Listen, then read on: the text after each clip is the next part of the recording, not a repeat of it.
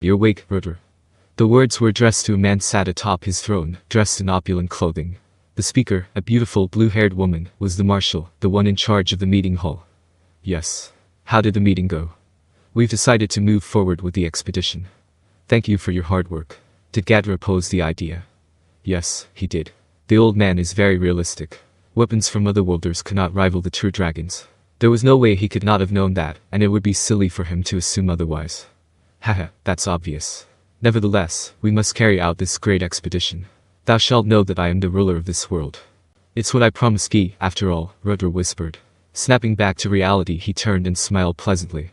By the way, Velgrynd, tell me, how do you think this expedition will go? Velgrynd, the name of one of the only 4 true dragons of this world. She was the symbol of flame, the crimson dragon that wielded blazing heat. She was a being even older than Storm Dragon Veldora, and immortal too. Her name was Scorch Dragon Velgrynd. There was only one person with this name in the world. And it was this beauty who answered Rudra's question. We will undoubtedly emerge victorious. We shall force the dwarves out of their hideout and crush that new demon lord's ego. I will also beat some sense into that lazy, dumb brother of mine, and make Gi realize the ruler of this world is Rudra, you. She was not a single bit hesitant about calling this name. Indeed, she was Velgrynd. One of the strongest beings, a true dragon, Scorch Dragon Velgrynd. Despite being in the presence of such a majestic being, Rudra continued in a friendly tone. Is that so? That would be wonderful. Do you really think your brother will attack? Of course he will, Rudra, she answered immediately. He will definitely show up. That kid likes to get in on the fun. However, I feel that he has yet to return to his prime after his seal was undone. I didn't detect any violent magical storm, like the ones that ravaged the lands in the past. In the past, I would have felt that aura from any corner of the earth, but now it seems to have disappeared completely. Perhaps his resurrection was incomplete. In that case, perhaps my army has a chance against him. That would be very fun indeed. That demon lord dares to bribe my foolish brother and deceive my dear niece. I will be sure to punish him properly. At that, the two shared a conspiratorial smile. To Rudra and Velgrynd, it did not matter whether the attack plan succeeded or not. Rudra was playing a game with Gi, and they had wagered the right to rule this world. This game didn't have any complicated rules. You simply had to use your pawns to overwhelm your opponent. The world was their board, monsters and humans their pawns. At first, Gi's pawns were monsters and magians, while Rudra's were a portion of humanity. They had kept up this game, switching their pieces over the centuries. And now, the game was coming to a head, as the situation on both sides grew chaotic. Fundamentally, stealing pawns from each other was fair game. Not to mention, their strongest pawns were their partners, the true dragons. There was only one absolute rule in their game. They could only use the aforementioned pawns. In other words, as long as Gi and Rudra did not confront each other directly, they could do whatever they wanted. If this world were destroyed, naturally, the game would end. But neither of them wanted that, which was why certain preventative measures needed to be set in place. With that being said, there were certain wild cards in this game. These included the remaining true dragon, Veldora, and the primordial demons. These wild cards were not directly involved in the game. Whether they were turned into allies or enemies was entirely up to the players, Gi and Rudra. One of Gi's pawns, his ally, Demon Lord Leon, was held under constant pressure by John, the Yellow Primordial, in his domain. In the west, any reckless action could bring down the wrath of Violet, the Violet Primordial, who resided there. And in the east, there lurked Blanc, the White Primordial. These demons were immensely powerful and immortal. It wasn't impossible to wipe them off the board, but it would require careful preparation. As opposed to suffering great casualties, they had a better chance negotiating with them and turning them into allies. It was the best solution. In order to turn the tide in his game with Gi, Rudra and Velgrynd agreed that this was the right option. If Velgrynd were to fight by herself, she could even eliminate Blanc. But this came at a cost and was bound to cause unimaginable damage to the surrounding area. In conclusion, fighting them wasn't a viable method. Apart from that, an error in their judgment showed itself.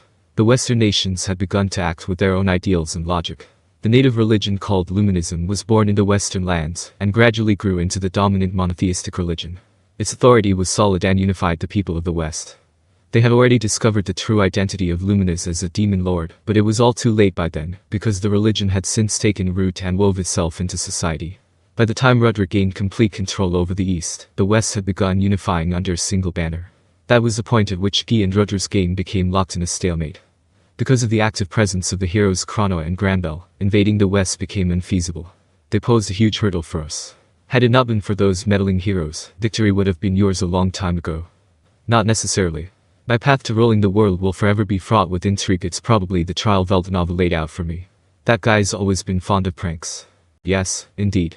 My elder brother really was a handful. The two of them smiled as they took a moment to relish the nostalgia. But the opportunity has arisen, Rudra said. All the necessary pawns are in place. I will grasp victory soon enough. I shall checkmate Guy and Sister Veldora this time. Guy has been waiting for an opportunity, too. If you and Veldora were to fight, surely he would jump at the chance. Indeed, how annoying, Velgrynd replied. Had that not been the case, I would have taken care of that child Veldora myself.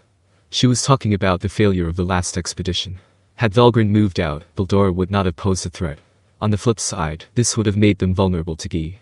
If Rudra were to use his strongest pawn, a true dragon, he needed to have everything prepared perfectly. And this was the perfect time to do so. Rudra's spies across the world had brought back all sorts of information. Even though it's been a long time coming, the wait was worth it. Our biggest roadblock to invading the West has been removed. The true identity of God Luminous was Demon Lord Luminous. With this knowledge, they could narrow down a ballpark estimate of her strength. Moreover, her Demon Lord double had died, and the 7 luminary clerics had fallen too. Plus, that Granbell, the roadblock, has passed away. The threat of the Western nations has been drastically reduced. That is indeed the case. Those who dare to stand in my way have met their demise entirely on their own.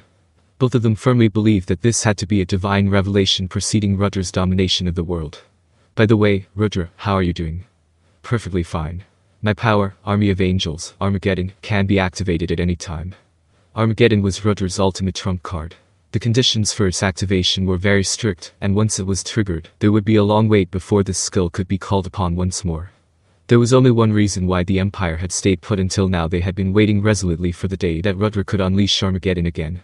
Now, with the threat of Granbell out of the picture, needless to say, Rudra believed that they would be victorious.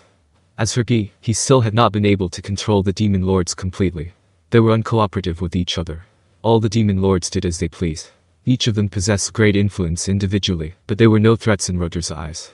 This time, everything is stacked in our favor. But do we have enough time? I really want to bring my foolish brother to our side. That way we can use him to deal with Guy. If we could even manage to dispose of my sister, Veldora, then Rain and Misery won't stand a chance against us. That brings me to my next question. How's your power of domination? Rest assured.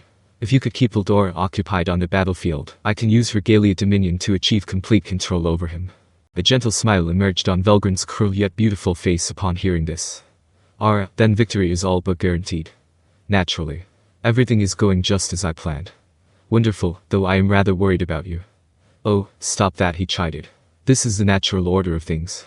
The human body is truly inconvenient. Rudra. Successively inheriting my will and memories each time I reincarnate has taken its toll on my soul. It would be fine if I had some time to rest like Gadra, but that is a forbidden luxury for me. If I were to do that, my power would be sealed again. That way, Rudra would have to start over if he wished to unleash his power. If he were to do that during every reincarnation, he would have no chance against Guy. That was why he had been waiting for his power to mature this whole time. Now that he felt his power reaching full strength, the stage was set. Despite everything, Rudra was pushing himself quite a bit in order to maintain this state. Not only did this incarnation of him have no empress, he did not even have a concubine. Even though the supposed empress of the empire was nothing but a title, this was highly abnormal. This meant that no imperial heir was born as a spare for Rudra. Having one wouldn't separate his power. His incarnations were very special. The heir he brought forth would inherit all his power and knowledge. It was the purest form of hereditary monarchy in a sense. It wasn't an heir at all. The imperial heir could be said to be the emperor himself. However, he did not do this during the present incarnation. It had to do with the use of Armageddon. If the imperial heir were to inherit his power, his skills would be limited until he matured to adulthood. Obtaining immense power came with repercussions, and he wouldn't be able to contain it. Even Rudra couldn't hold up against it. Yet right now, this was the best situation they chanced upon. All the stars had aligned, and to forfeit the opportunity, solely to reincarnate as the prince would waste yet another decade. Rudra did not want that. But this greatly worried Velgrynd.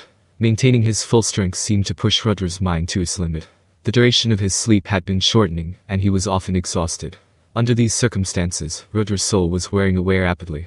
If he gave his power to the heir, it would delay the activation of Armageddon, but it would also ease his symptoms. Yet still, he adamantly refused. This was his time. He wanted to settle his game against Guy once and for all. Velgrynd could not bear to see Rudra like this. How much time do you have left, Rudra? You don't have to worry. At the very least, I can guarantee you that I will not fall before I conquer this world. I see. I should have expected that, from you of all people. Don't be so sad, Velgrynd. When I achieve victory, I shall end this all. Have faith. Simply observe how I dominate this world, Rudra said with an arrogant smile. He was the embodiment of a ruler in every sense of the word. He who ruled all and walked the path of hegemony. That was the hero Emperor Rudra. Captivated by Rudra's ambition, Velgrynd steeled her resolve. Indeed. Then please look forward to it. Those who stand in the way of your crusade will die in peace. I shall rain mercy down on them, she announced as she gently embraced Rudra. The two of them continued to chat well into the night. On the following morning, a legion of unprecedented proportions departed from the Empire and began their march on the Tempest Federation.